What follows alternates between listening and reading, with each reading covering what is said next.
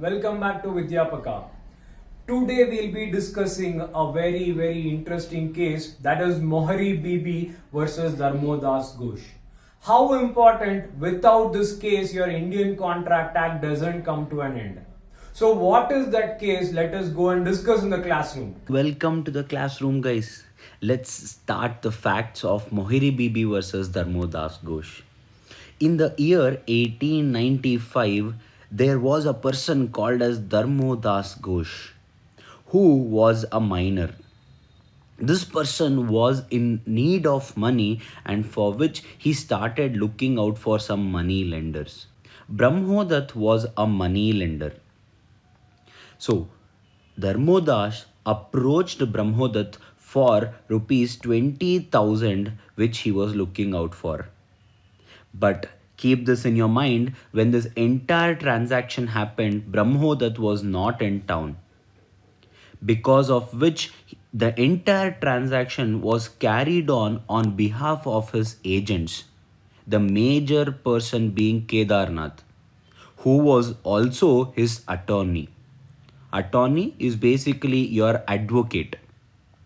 So he was one of the major agents, and the entire transaction was carried on behalf of Brahmodat by his agents. So during the entire transaction, Brahmodat was not there, and hence there was a principal agent relationship. So Dharmodas approached Kedarnath for money. Kedarnath also agreed. However, in return, he wanted Mr. Dharmodas to sign a mortgage deed.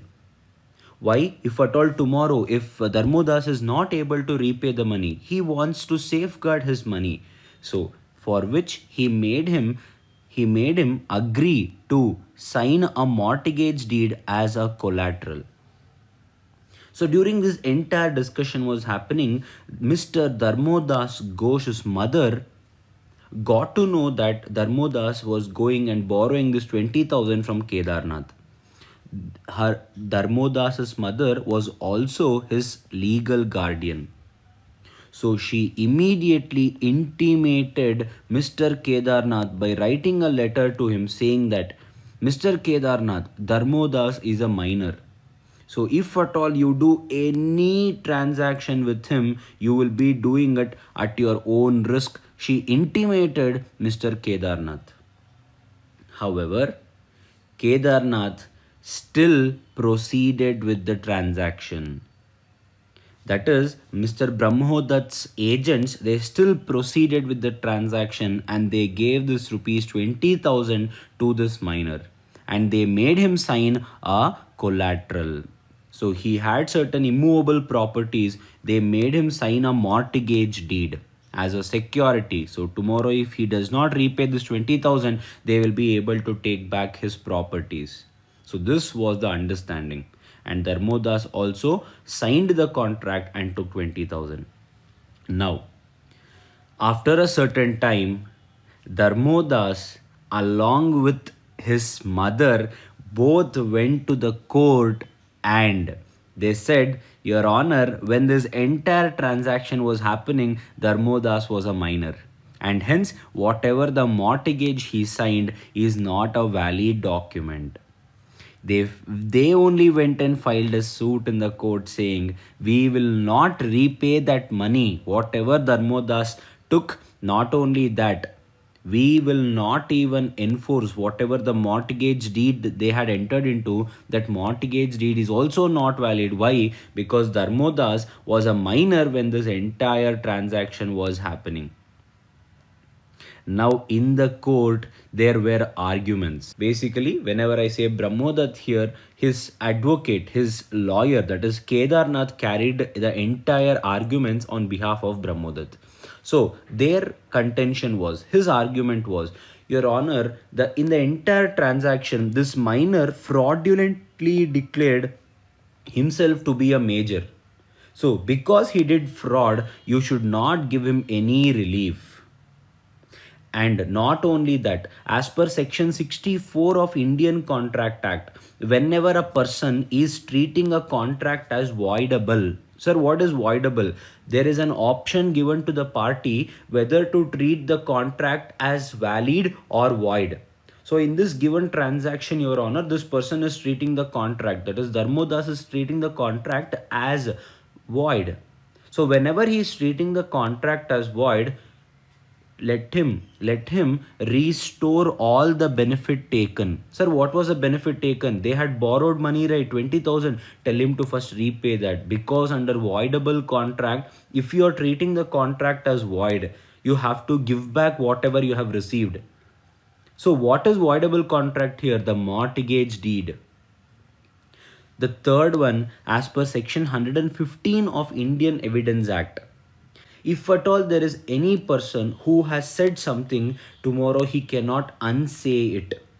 In this entire transaction, he said he was a major. Today, he cannot unsay that he is not a major but he was a minor, which Dharmodas Ghosh is now claiming to be.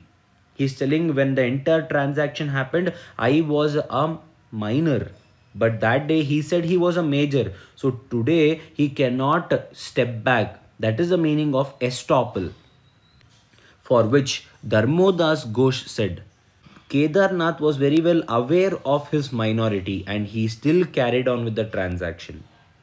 And Your Honor, as per section 11 of Indian Contract Act, if at all the parties to the contract are not competent, what do you mean by competency? As per section 11, for a person to enter into a contract, you have to be a major, you should be a sound mind, and you should not be specifically disqualified.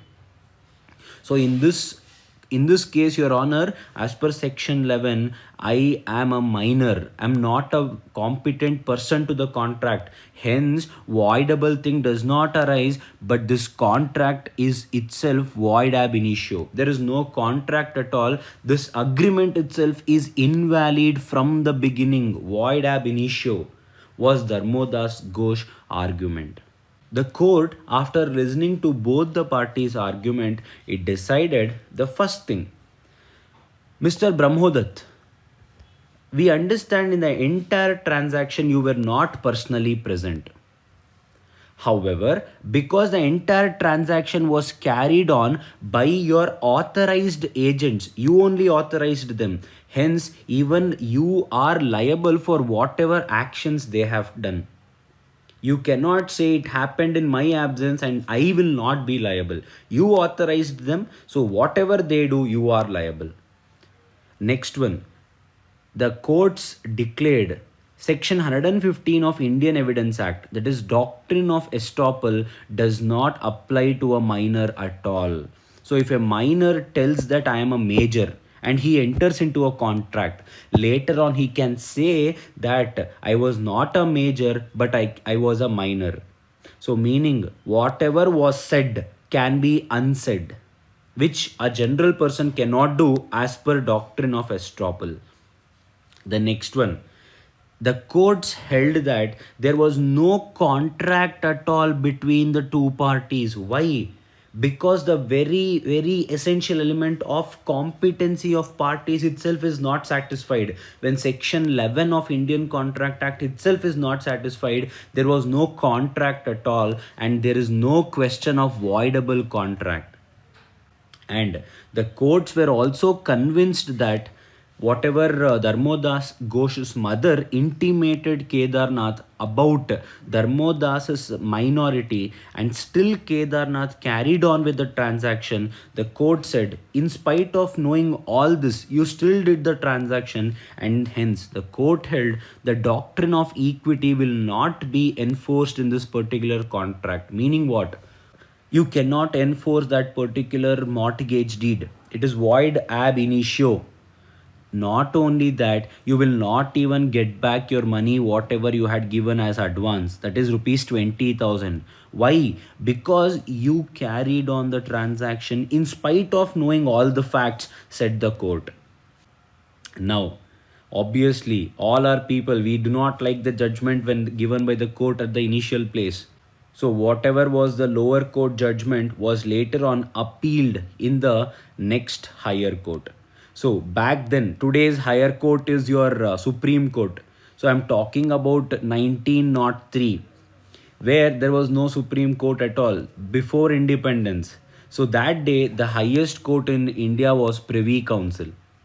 Now, by the time they reached this stage, Brahmodat had passed away.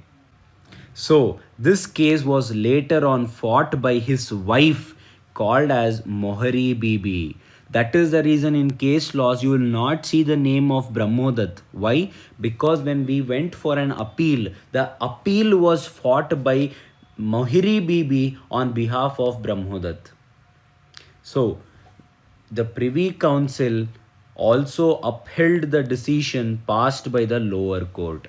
The decision was not changed, and Kedarnath, that is the attorney, Brahmodat basically, and Mohiri Bibi lost the case. They neither got the money back nor the mortgage deed was enforceable. They lost both of it. So, guys, moral of the story, whenever you are having a transaction with a minor, always remember it will be at our risk. Said that, thank you so much for watching this video. I hope we were able to solve our doubts. Thank you so much and stay tuned for more videos.